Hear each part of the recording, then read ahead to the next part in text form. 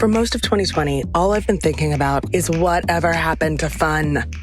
Well, my friends, fun is back.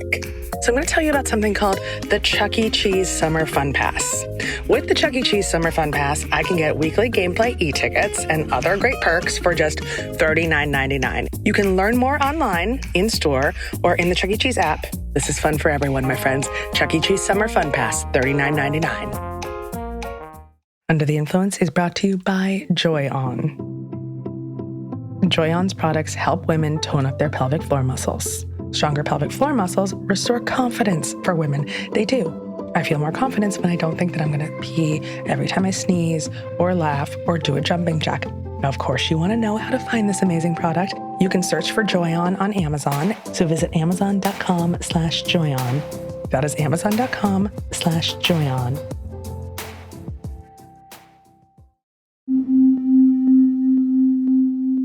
Download. Open. Okay. And, oh dear. Oh, back. What? What's happening? What? Here I am again, scrolling through social media on my phone in the middle of the night. Except now I've got headphones in and I'm in the other room because this is TikTok and it is loud as fuck. I realized that I can't fully report on the world of influencers without understanding this brave new social media platform.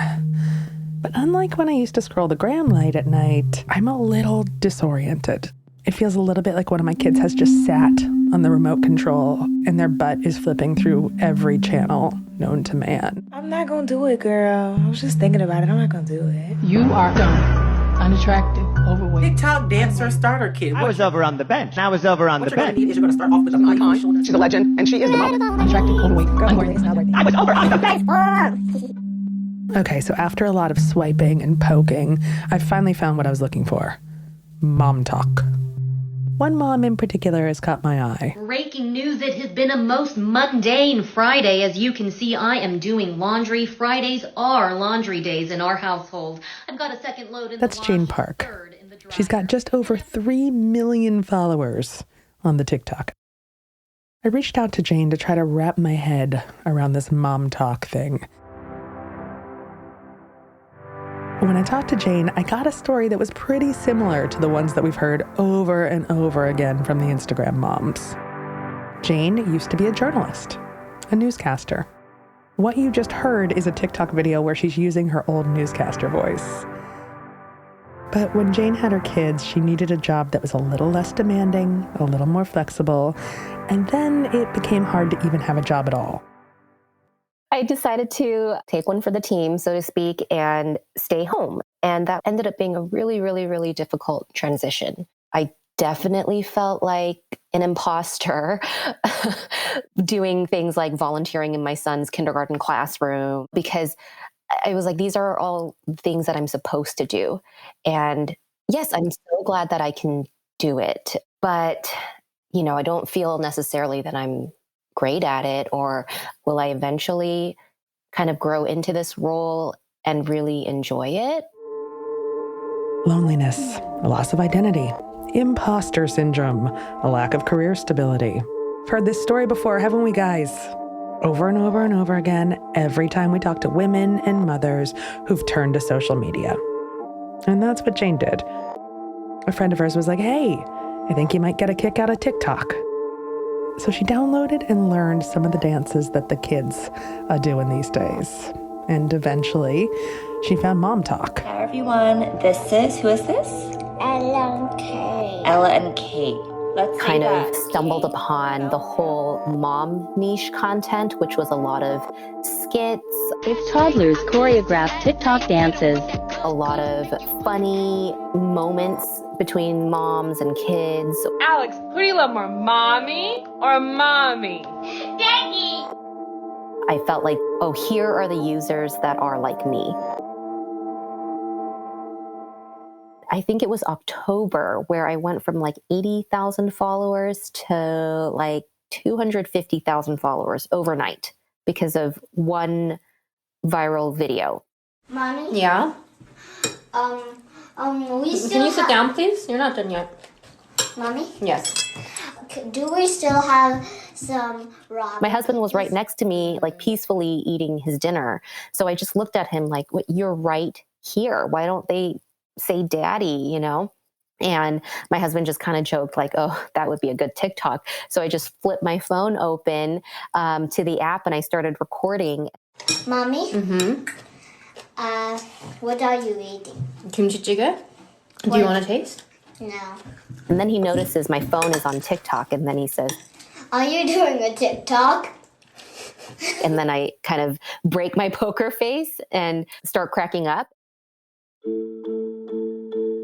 When I uploaded that video, I didn't think anything of it. I woke up to millions of views. Really, I had no goal of being a TikTok influencer or getting any kind of partnerships or opportunities from that. But now I'm at a point where I am getting offers and opportunities to leverage this audience now. What seemed like just some silly video helped Jane feel confident in herself again. It helped her feel confident in her role as a woman and a mom, like she'd finally grown into this new iteration of herself. I have a lot of friends who think, obviously, Jane, you want to go back into news or back to your news career. And I'm like, no, because I think I've kind of evolved from that. Jane got on TikTok a year ago at the start of the pandemic, the early days when we all just thought we were going to be locked up for 2 weeks and then life was going to return to normal. She wasn't alone. At the time when moms were thrown right into a pressure cooker, a lot of women got on TikTok to soothe their souls or try to find community in this brave, new, fucked up world that we were all living in. Some of those women became influencers. Sound familiar? History repeats itself, my friend. When Jane was getting into influencing, I was just starting the first draft of the very first episode of this show. And when we were talking, I couldn't help but get a little bit emotional about how we were both trying to figure out our role as moms at the same time. Social media helped Jane find her voice and her identity again. It's also a business, and she makes good money doing it.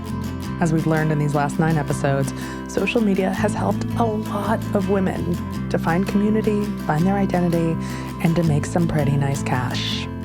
Cha-ching, my friends. Cha-fucking-ching. We've also learned that sometimes that comes with some nasty consequences and collateral damage.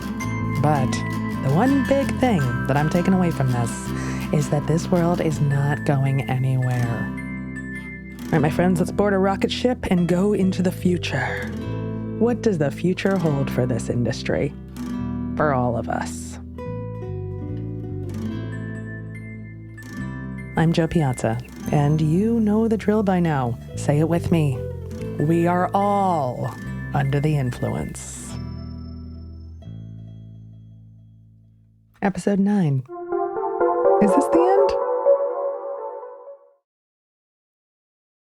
Under the Influence is brought to you by Joy On. Joy On's products help women tone up their pelvic floor muscles.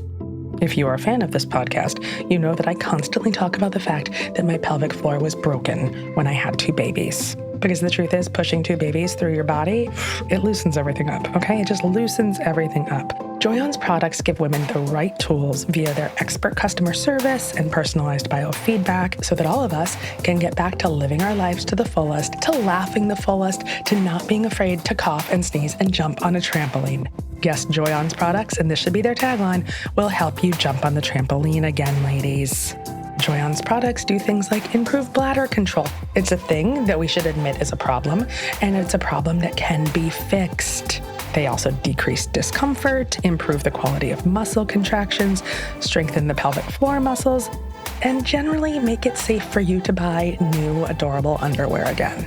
Now, of course, you want to know how to find this amazing product. You can search for Joy On Amazon. So visit amazon.com/joyon. That is amazon.com/joyon. So I've talked a lot to Glynis about whatever happened to fun? Because fun seemed like it disappeared in 2020. Well, this summer I will be trying to have fun by making sure my kids have fun, which means I need them to leave me alone. So I will likely be at Chuck E. Cheese. It is a place where a kid can just be a kid. With Chuck E. Cheese's new Summer Fun Pass, we can save every time we visit a Chuck E. Cheese, which is great. The Summer Fun Pass starts at only $39.99, and each pass offers weekly gameplay, e-tickets, and other perks. And that's a savings of like 75%, which is awesome. So if you're looking for something to do with the whole family, if you want your kids to have fun, and you haven't been to Chuck E. Cheese, now is the time to go. Just download the Chuck E. Cheese app, buy a pass, and you can play all summer long. You can learn more on their website, in-store, or like I said, on the Chuck E. Cheese app. This is for a limited time only and participating locations, so check that your location is doing this. Terms and conditions do apply, and see their website for details. Again, just download the Chuck E. Cheese app, buy a pass, and have fun all summer long. The kids play, you play, everyone gets to have fun again after this dumpster fire of a year. This pass is good for a limited time and at participating locations only. Terms and conditions do apply, and please see their website for details.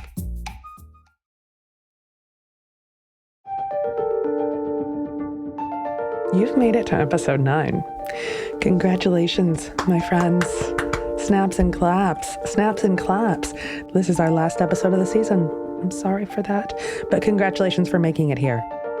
We've been reporting this series for just over a year, and in that time, the influencing game has also completely changed. Tech moves faster than we can keep up with, and there are new social platforms popping up almost every day. Clubhouse. What the fuck? And now, way more than when we started this series, mom influencers are finding success on TikTok. And if you're wondering about the future of mom influencing, like I always am, Mom Talk is going to be a very big part of it. Brands are already moving millions of influencing marketing dollars over to that platform. In fact, I recently emailed Amber Vensbox from Reward Style, and she says they're also working with influencers on TikTok. So everyone is always moving forward. Thinking about this is exhausting, and it's kind of scary. Once I finally get the hang of one platform, and let's face it, fail at trying to be an influencer on that platform, there's already a new one making me and my profession totally irrelevant. So I guess I've got to get ahead of this game and learn how to be a TikTok influencer. Do you see a pattern here? I'm doing the same thing, and I'm expecting a different outcome this time. That makes me certifiably insane. Well, from what I've seen on TikTok so far, my craziness might actually fly there. My first viral TikTok, I did a trend where you just kind of wiggled on screen and you pointed to things on the screen because TikTok allows you to caption things, to add words. It was over 100,000 views. And Stop for it. me... For a wiggle? You got 100,000 views for, like, when we get off, should I go wiggle or is that over? Wiggle and pointing seems to be the thing. And bathroom mirrors. What do you do with bathroom mirrors? You say things. Shut your fucking face. I don't get it either. That is Gwenna Lathland. On TikTok, she is known as Mama Cusses. As of this week, she has around 850,000 followers on TikTok. Gwenna is hilarious. She's hilarious and raw, and she curses even more than I do. Seriously. She makes fun of herself and her kids and her messy life. She's essentially the polar opposite of most successful mom influencers on Instagram. She's got Technicolor hair and neon eyeshadow, and her look is this far cry from the young, blonde Mormon mom influencers that we met in episode 1. Now, the clean-cut moms do exist on TikTok, but on the talk, it is much easier to stumble upon a way more diverse group of moms. Gwenna is a mom of 3, and her oldest was 11 when her twins were born. One of my first TikToks was me just trying to wrangle my twin, I think they were 16, 17 months old at the time, into my lap for a picture. So getting those Instagram-worthy pictures is a lot. And that was the first kind of moment where I was like, you know what? I can do this. I can normalize modern motherhood. We can celebrate those Instagram-worthy moments, but can we also discuss that I'm covered in carrot juice and I don't remember the last time I pooped by myself? This right here. This is what I've been talking about for 9 episodes now. How can we normalize the messiness of motherhood? How can we get paid for that shit? It doesn't feel like there is a huge place for that. Not on Instagram, maybe, but not on branded Instagram. Not on the Instagram where you might make money from it. Yeah. They want perfect. Brands still want perfect. They don't like poop. I'm not sure that that's entirely true. I have brands that look at everything that I do and they're like, yeah, we still want to work with you. We like the reality, because that's the thing is, as social media continues to grow and evolve, when it first started, it was Hollywood magic. We liked the legs on the beach shot, even though we know our legs do not look like that and we're never going to make it to a fucking beach. Okay, so as of right now, Gwenna does not make a full-time income on TikTok, but it is a solid side hustle, and she's working her way up. Hearing about Gwenna's work made me rethink everything that we already talked about Instagram authenticity. I mean, I'm kind of wondering, is the market actually opening up for real and messy moms? And does that mean that I've got a chance? Of course, I asked Gwenna about the logistics of this. What makes a good TikTok? TikTok is a whole different beast as far as content creation goes, because you do only have you have 60 seconds and you've got an audience for 60 seconds and you have to catch them in the first 10 or they're just going to scroll on, because TikTok, like all the rest of them, have infinite scroll. It's never going to stop. As long as your thumb can flick upward, you've got more, and you don't have to invest your precious 60 seconds in something that feels like shit to you. TikTok also has these new functions that Instagram does not have, a whole new vocabulary. Gwenna told me about something called, quote, duetting, and it doesn't have anything to do with swingers like I thought it might. Duet is a TikTok function where it puts up the original video and your added content. You're watching the original video and you have the opportunity to either add to or react to in this side panel screen. The other thing that helps a lot is getting a big creator to connect with you. Oh, but you're a big creator, and I am a big creator. Yeah, you've connected to me. Yeah, Gwenna does not want to duet me. Did you hear her tone? It's the same tone that Tanya Nagara used when she did not want to tell me too much about her comment pods, because no one really wants to let you into their sorority, Joe Piazza. But I just kept hitting her with really annoying questions anyway. And how important is music? Because I'm wondering if I can exclusively only use ABBA songs. Yes, you could. You'll get 7 followers. That's really nichey. Yeah, that's pretty nichey, isn't it? All right. Rethinking. Okay. God. A part of me is like, I'm so excited. And the other part of me is like, how drunk am I going to have to get tonight to try this? Actually, the drunker, the better often. If you're 420 friendly, that helps too. So I plotted out my TikTok. Much like my Instagram attempts, I wanted to be funny and relatable and real and, dare I say it, authentic. All right, guys. So we were out at a cabin in the woods with our pandemic bubble friends, having a Passover Seder. It was so wonderful because all of our kids jumped on the trampoline like all day long. I didn't have to parent ever. Anyway, so the kids begged me to jump on the trampoline, and I did it. I jumped, and then I peed my pants. Because 2 babies have come out of my vagina. I'm not just telling you this story for fun. I'm telling you because it made me think, what is more real as a mom on TikTok than peeing your pants on a trampoline? I brought it up at the Seder.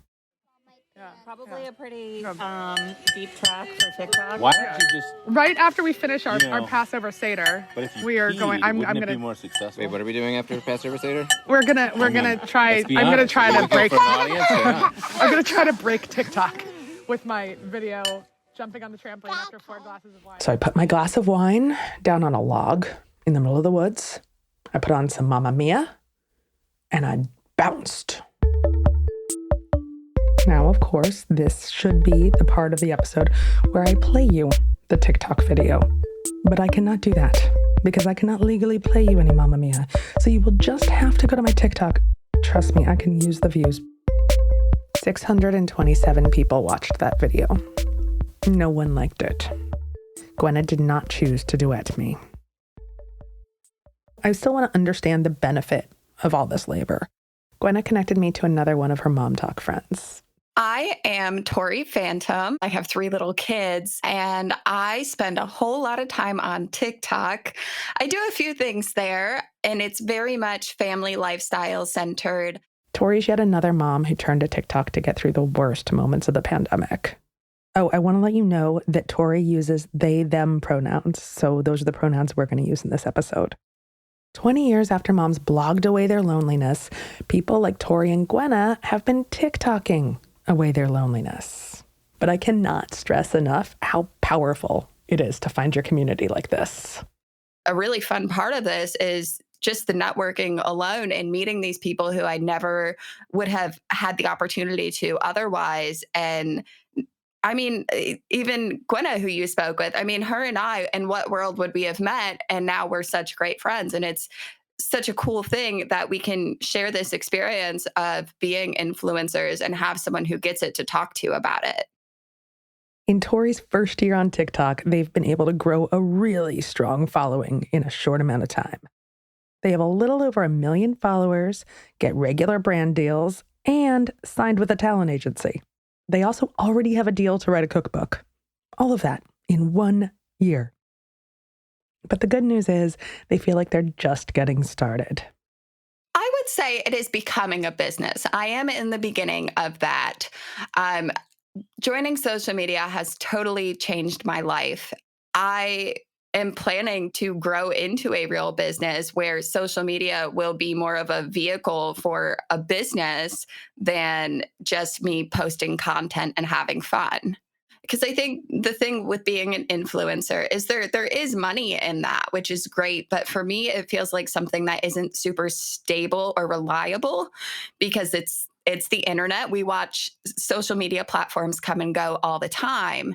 And as I am a mom nearing 30 with 3 children, I'm like, okay, well, I need to find a way to turn this into something reliable where instead of counting on brand deals, I'm really counting on myself. And so I'm really in the beginnings of that, but I have a lot of faith in myself that I'm going to be able to turn this into something more.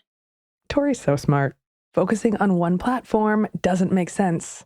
Right now, people who are successful on social media should take all of the money and run with it. Just take it all. Take it all while it is still available, while that platform still exists. Influencing means becoming your own brand. And when you become a brand, you constantly have to innovate. It makes sense to me as a reporter and a writer, but the truth is, constantly innovating is exhausting. I've worked for so many media companies that just fucking disappeared overnight. I found out my job at Yahoo was over because I got a text message while climbing Mount Kilimanjaro on my honeymoon. Yep, they're like, sorry, happy honeymoon. You don't have a job when you get home from Africa. And Yahoo was like this stupid hybrid of tech and media. And tech, like media, is just constantly changing. And that means that even though these creators are making money, they still need some kind of safety net. No matter how savvy they are, everyone needs a safety net. I'm not the only one that thinks this.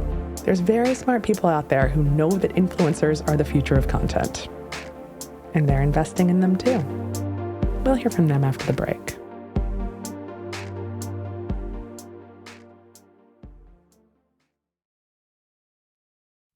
Change the way you think about your home with HomeSense, the newest member of the home goods family. They've got everything for your home inside and out. HomeSense lets you reimagine every room with fresh discoveries. Furniture? You bet. Rugs? Lots of them. Table lamps, floor lamps, chandeliers? Yes, yes, and yes. Plus, there's wall art, oversized mirrors, and enough outdoor furniture and decor to make your backyard the envy of the neighborhood. Grab the melamine dishes you've been looking for, or that 6-piece outdoor set. With same-day delivery, you can have it today. HomeSense is a new shopping adventure every time you visit. New finds arrive all the time, so every day you'll find incredible savings on different must-have decor.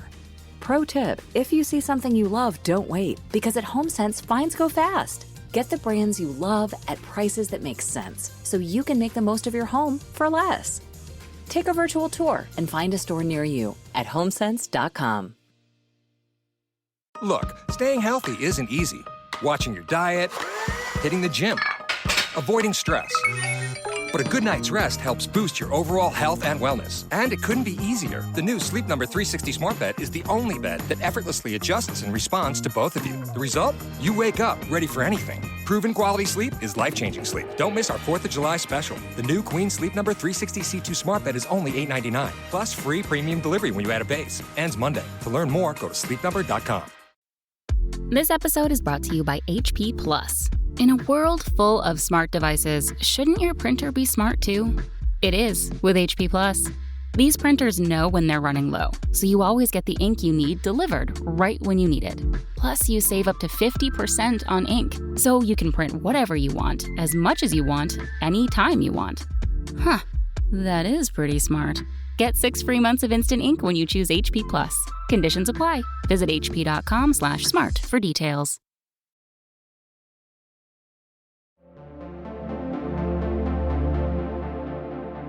Back in February, SAG-AFTRA, that's Hollywood's biggest union. They represent actors and television and radio artists.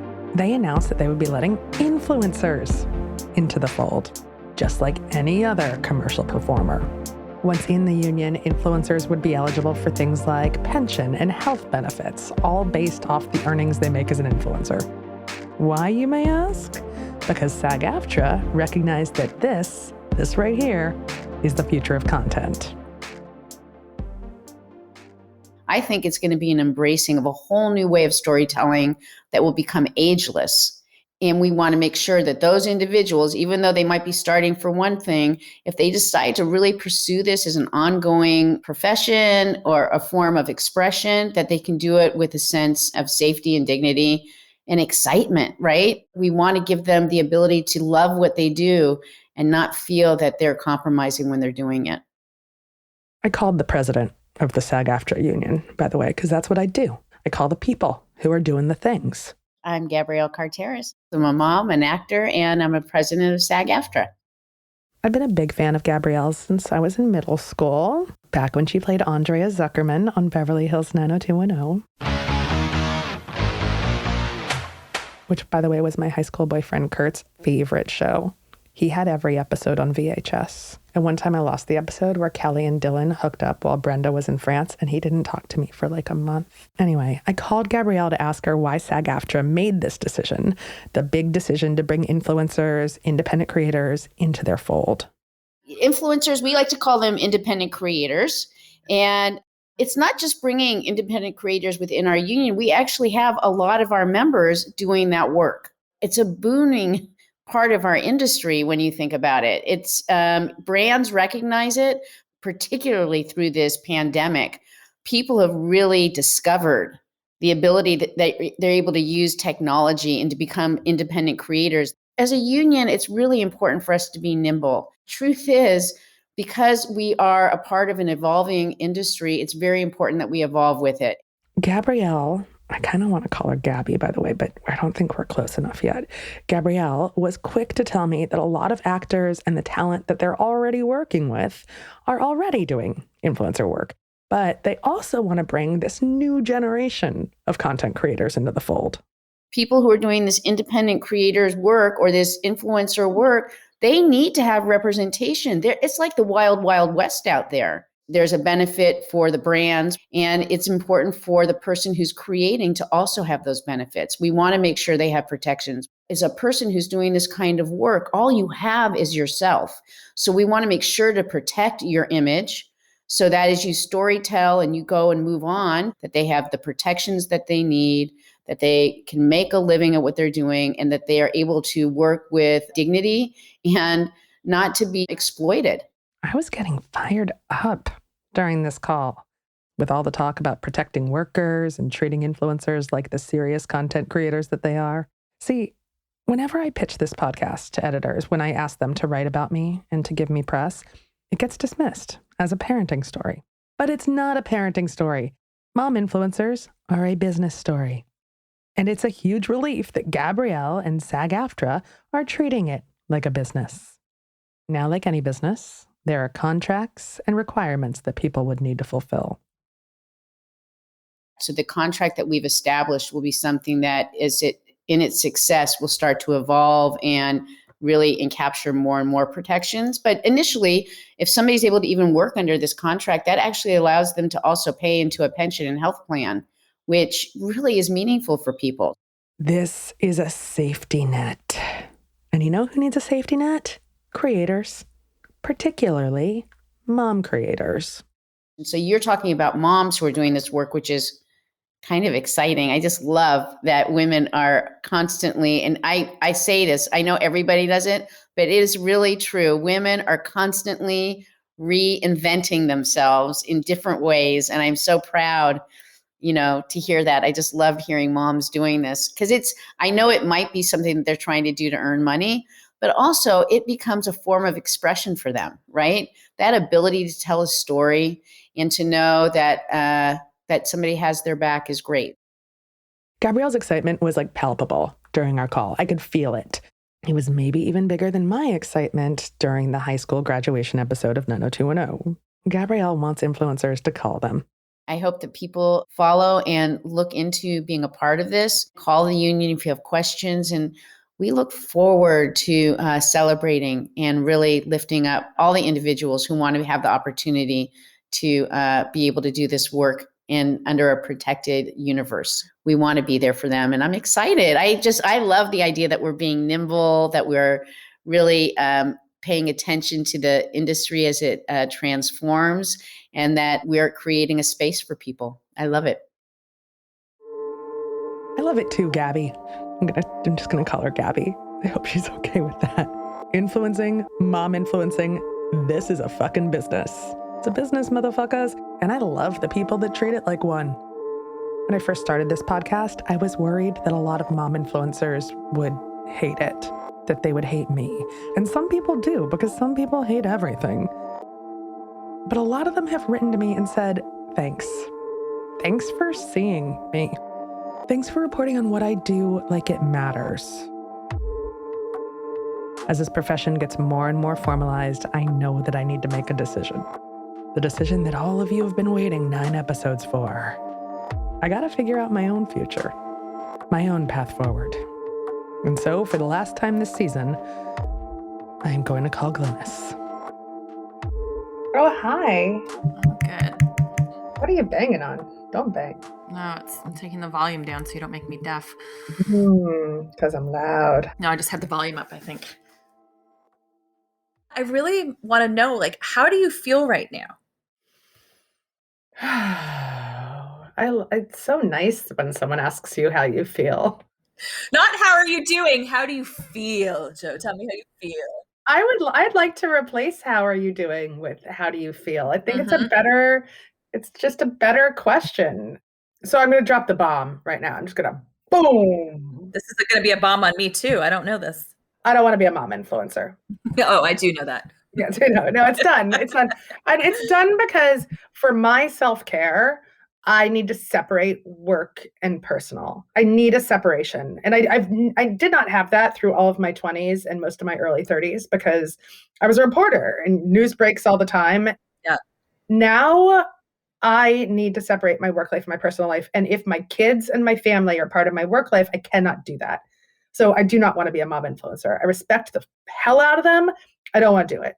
Do you want to keep going as Joe the reporter? And this is an and/or question. And/or do you want to explore some of these other avenues as an influencer? Essentially what it feels like is there's an influencer for every niche. I mean, here's the trap we all go down. It's definitely more enjoyable to be a cottage influencer than a mom influencer. But then I have this feeling if we explored it, it would be an endless nightmare of, do these wooden hinges fit together correctly and how is the pillow thrown? But I don't know. Was there anything about exploring being an influencer yourself that made you think, oh, I'd be okay doing this if the subject matter was shifted slightly? I don't know. I know that I want to keep experimenting in this world. I want to keep going. If I want to be a storyteller in the world, then I need to figure out how to use these platforms. And I also think there's so much money on the table. And we've said this before, I love money and I love making money. So maybe you're right. Maybe I'm a cottage cabin influencer. This clearly is the future of where content is going, whether we like it or not. And so it's either evolve as a storyteller or don't be a storyteller anymore. I genuinely believe that. You are such a storyteller that I am extremely curious to see, because you have such good instincts, where these instincts point you next. I have a sweater for your cottage influencing Instagram that I bought for you. So let's like see you in the country, maybe. I don't know. I think that there is still room for me in the influencer space, not as a mom influencer, especially because I don't think that I can do that. Like, I'm out of the baby phase now. I don't think that I can be a mom influencer unless I have more kids. Mm-hmm. But my period is late again. So pregnancy or early menopause. Well, you could be a menopause influencer. Menopause is suddenly the hottest topic. You could be a menopause influencer. That's the next thing. I don't think women of our generation are going quietly. So this disappearing after 45 is going to be, I think, menopause influencers. Maybe that's it, Joe. Guys, would you listen to a podcast from a menopause influencer? You know the answer is yes. I fully believe you could be a perimenopause influencer if that's what you wanted. Or a cottage influencer. Or a cottage influencer. Mm-hmm. Mm-hmm. I have faith in you. All right. Guys, stay tuned. Stay tuned, my friends. Should we close out with some ABBA? Absolutely. Yes. It's the name of the game. It's the name of the game. Wait, or Money, Money, Money? Yeah, or Mamma Mia. Mamma Mia, here I go again. My. How can I resist you? And curtain down. And scene.